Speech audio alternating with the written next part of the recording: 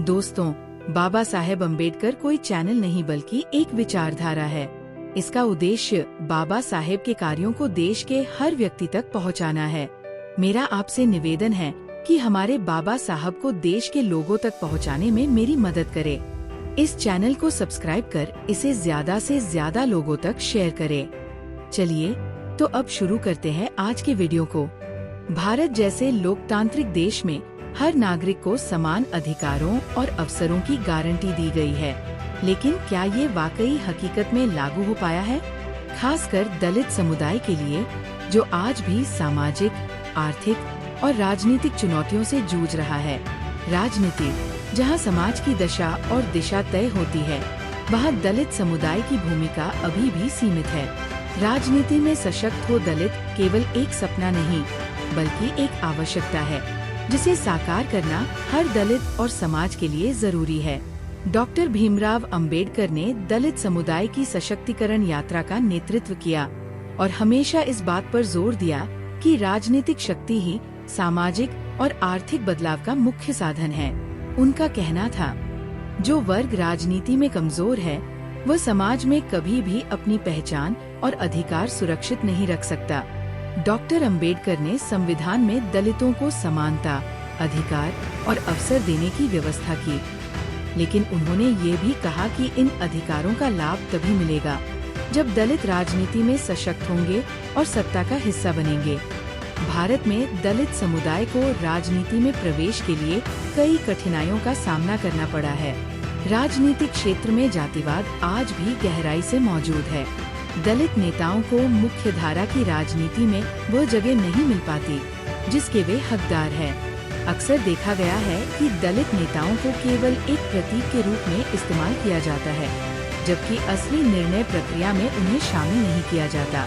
राजनीति में टिकने और सफल होने के लिए संसाधनों की आवश्यकता होती है। आर्थिक रूप से कमजोर दलित समाज इन आवश्यकताओं को पूरा करने में संघर्ष करता है। दलितों का सशक्तिकरण क्यों है जरूरी? दलित नेता अपने समुदाय की समस्याओं को गहराई से समझते हैं। वे शिक्षा, रोजगार और सामाजिक न्याय जैसे मुद्दों को प्राथमिकता देकर नीतियां बना सकते हैं। दलित नेताओं का राजनीतिक सशक्तिकरण समाज में समानता और सामाजिक समरसता को बढ़ावा देगा। राजनीति में सशक्त दलित नेता भेदभाव और अन्याय के खिलाफ मजबूती से खड़े हो सकते हैं और अपनी आवाज बुलंद कर सकते हैं।